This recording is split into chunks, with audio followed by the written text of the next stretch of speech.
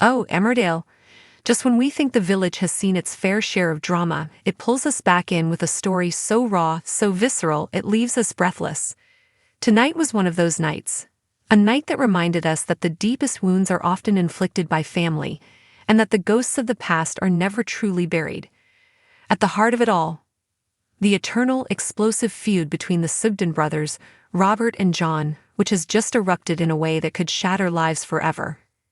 If you thought Robert Sugden's troubles were behind him, you might want to sit down for this, because it looks like the prison gates could be creaking open for him once again. Let's be honest, the air in the village has been thick with tension for weeks.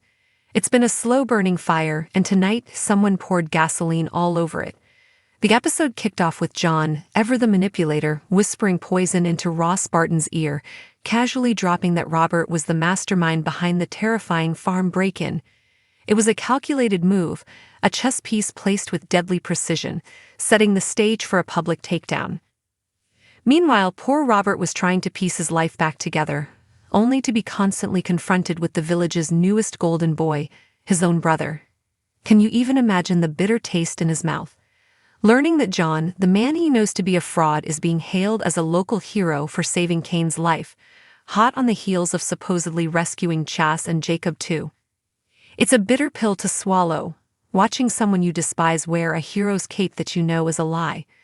The inevitable explosion happened, as it always does, in the one place where secrets have no place to hide, the Woolpack, in front of Mac and a hopeful Victoria, who just wants her family to be whole. Robert couldn't hold back. His words dripped with sarcasm, calling John the local hero. It wasn't just a dig, it was a desperate plea for anyone, to see the truth he saw. But his timing couldn't have been worse. The fuse John had lit earlier with Ross finally reached the dynamite, and Ross publicly accused Robert of endangering them all with the break-in. Suddenly the walls of the pub started closing in. Cornered by a worried Maura, Robert finally cracked, but only partially. He admitted to a desperate, stupid act, stealing Mac and Ross's weed to resell it, a foolish gamble that landed him in hot water with dangerous people. You could see the shame in his eyes, the regret, but he was adamant, his voice pleading that he had nothing to do with the violent break-in. It was a one-off mistake, a spiral he never intended. I never meant for anyone to get hurt, he insisted, his gaze darting between the faces of those he cared about. It all just spiraled. You gotta believe me. But did they? The looks on their faces were a resounding no. Mac, Moira, Victoria. Their disappointment was a physical blow. And then came the gut punch that hurt the most, from Aaron, the man who once knew every corner of Robert's soul, now looking at him like a complete stranger. You're still a coward, aren't you? Aaron said, the words heavy with the weight of their own tortured history. Shifting all the blame, he told Robert to just leave, to vanish from their lives. The rejection was absolute, a public shunning that left Robert utterly alone.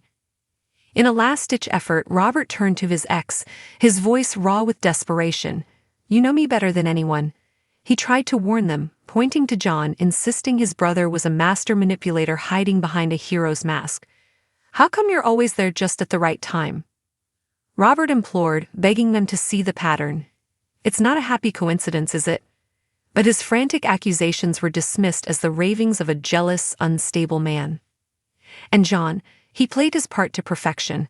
With a mask of fox concern, he stepped in, the calm in the storm he created. He's not well, he said, silencing the crowd. Let's all just back off. He painted Robert as paranoid, as someone needing professional help, twisting Robert's valid suspicions into symptoms of a breakdown. It was gaslighting at its most cruel and effective, and it worked. Robert was left standing alone, branded a liar and a lunatic. Even his own sister Victoria suggested he leave for a fresh start, but Robert, stubborn and wounded, refused. I'm not going anywhere, he vowed. Following her advice to take a walk and clear his head, fate, or perhaps John's sinister planning, led him to a roadside confrontation. There was John conveniently fixing his van ready for round two. The gaslighting continued, John's voice calm and condescending as he told Robert his paranoia was getting the best of him. That's when the mask slipped.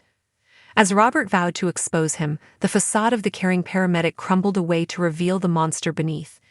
In a shocking flash of violence, John attacked his own brother, grabbing him, overpowering him, and locking him in a terrifying chokehold. The air was squeezed from Robert's lungs as John whispered a chilling threat into his ear. "You need to be careful who you cross around here. Don't want to end up back in prison, begging for your life, do you?" He left Robert gasping on the ground, humiliated and terrified. But you can only push a cornered man so far. In that moment, something inside Robert snapped. The fear, the rage, the injustice, it all boiled over. His eyes landed on a wrench. Fueled by adrenaline and desperation, he grabbed it. He swung. The sickening thud of metal meeting bone echoed in the quiet evening air. John crumpled to the ground, unconscious. And just like that, Robert Sugden, the victim, became the attacker. As Aaron arrived to find the horrifying scene, Robert did the only thing he could think of. He fled. The aftermath was a blur of flashing lights and hushed panic at the hospital. Victoria, torn between loyalty and the law, made a choice. She lied to the police, omitting Robert's presence, a desperate gamble to save her brother. Her subsequent phone call to Robert was heartbreaking, a tearful plea for him to do the right thing and hand himself in. Robert, alone in his car, listened to his sister's voice, the weight of his actions crashing down on him. He heard her words, he felt her pain, and he hit the accelerator and drove away. So, where does this leave us? Is Robert Sugden a fugitive, running from a crime he was provoked into? Or will his conscience bring him back to face the music and a potential prison sentence? More importantly, with John lying in a hospital bed, will his reign of terror finally be exposed, or will he wake up to paint Robert as a cold-blooded attempted murderer?